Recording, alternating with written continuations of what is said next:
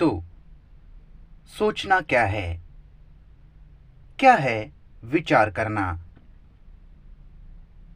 अगर समय और विचार डर की जड़ें हैं, जो कि वास्तव में है ही, तो विचार करना क्यों होता है? क्यों हमारा सब कुछ, हमारा जीना, हमारा कार्य करना विचारों पर आधारित है? यूरोप के सुंदर सुंदर गिरजाघर जिस तरह से वो बनाए गए, उनकी सुंदरता, वास्तुकला, जिसे विचार के द्वारा ही निर्मित किया गया। सारे धर्म उनके वेशभूषाओं के साथ, सारी सामग्रियों के साथ विचार द्वारा ही निर्मित किए गए।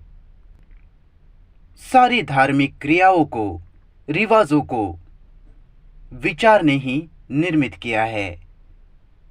और हमारे संबंध, पुरुष और स्त्री का संबंध, वो भी विचार पर ही आधारित है। जब आप गाड़ी चलाते हो तो वह भी विचार पर ही आधारित होता है। सभी चीजों को पहचान पाना विचारों द्वारा ही होता है।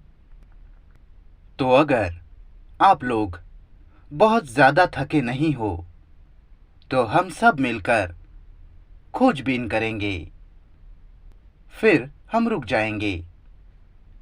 तो सोचना क्या है? विचार क्या है? शायद यह सवाल किसी ने पूछा ही नहीं। बहुत कम लोग हैं जो इस सवाल को खड़ा करते हैं। और हम इस सवाल को पिछले 60 सालों से पूछ रहे हैं। विचार क्या है? विचार, अगर आप इसकी शुरुआत कहाँ से होती है? विचार का उगम कहाँ से होता है? अगर खोज पाए, क्यों विचार जीवन में असाधारण रूप से इतना ज्यादा महत्वपूर्ण हो गया? क्यों? तो इसे खोजते खोजते हो सकता है परिवर्तन जगह ले ले। तो हम पूछ रहे हैं कि विचार क्या है? विचार करना क्या है? मेरे जवाब का इंतजार मत कीजिए, इसे देखिए, खुद से इसका अवलोकन कीजिए। विचार शब्द है।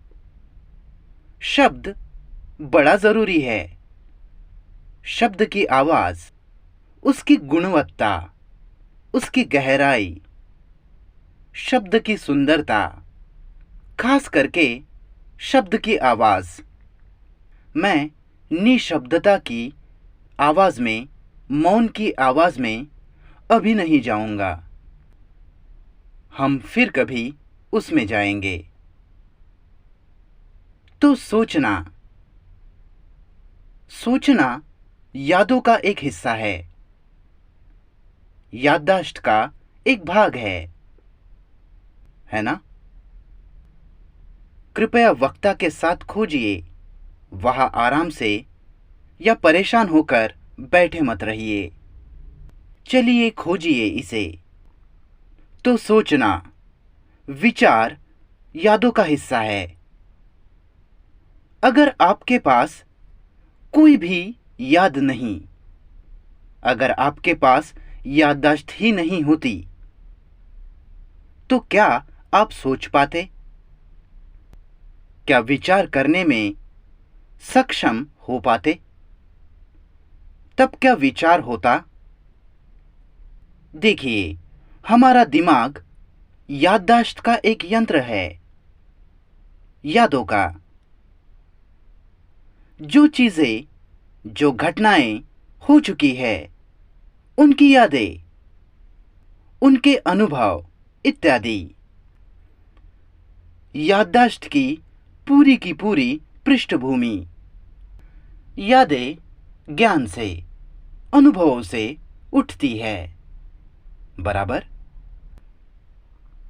तो अनुभव, ज्ञान, याददाश्त और यादों पर प्रतिक्रिया विचार है। अनुभव करने की, स्मरण करने की, उसे रखने की पूरी प्रक्रिया हमारा ज्ञान बन जाता है। नैसर्गिक रूप से अनुभव हमेशा सीमित होता है। ये बहुत पेचीदा मामला है क्योंकि सब कुछ बहुत जटिल है। हे भगवान,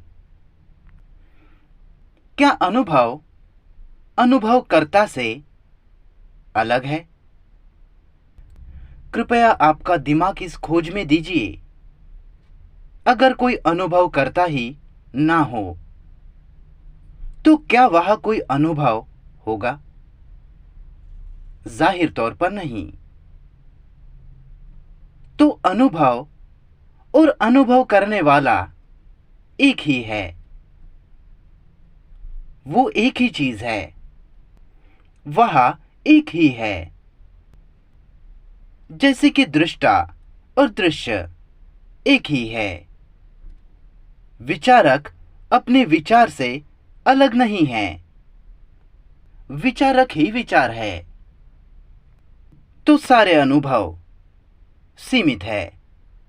जैसे कि आप विज्ञान की पूरी दुनिया देख सकते हैं या कोई भी दूसरा क्षेत्र, वहां वो लोग और ज्यादा उसमें जोड़ते ही जा रहे हैं।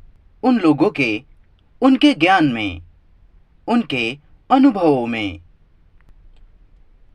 किसी जानवर पर परीक्षण करके, प्रयोग करके, और वही सब आतंक जो चल रहा है।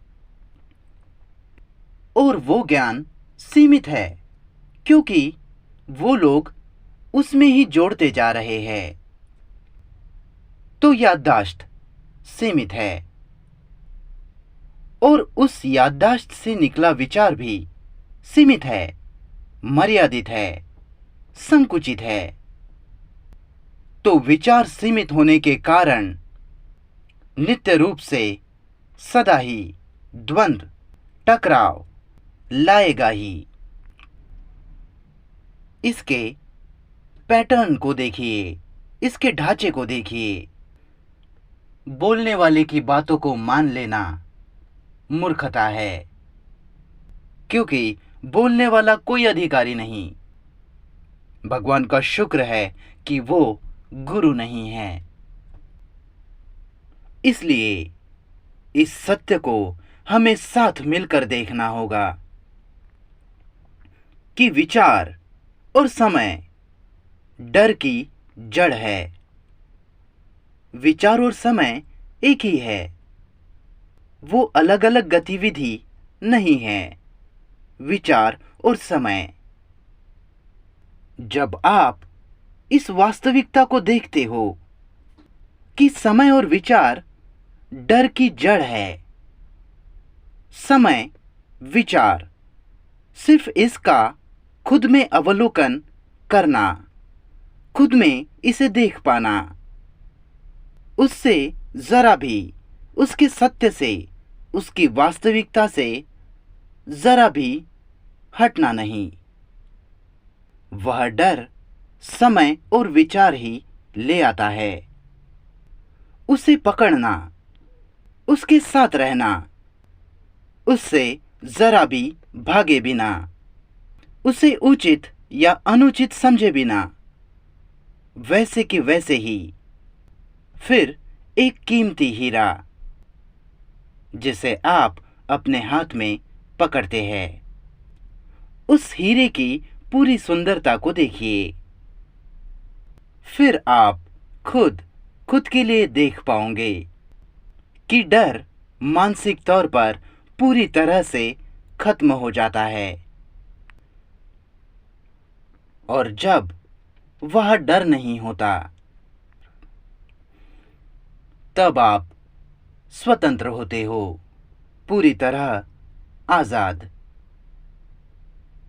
और जब वह संपूर्ण आजादी होती है, तब ना तो आपके पास आपके भगवान होते हैं ना ही रिवाज या विधियां।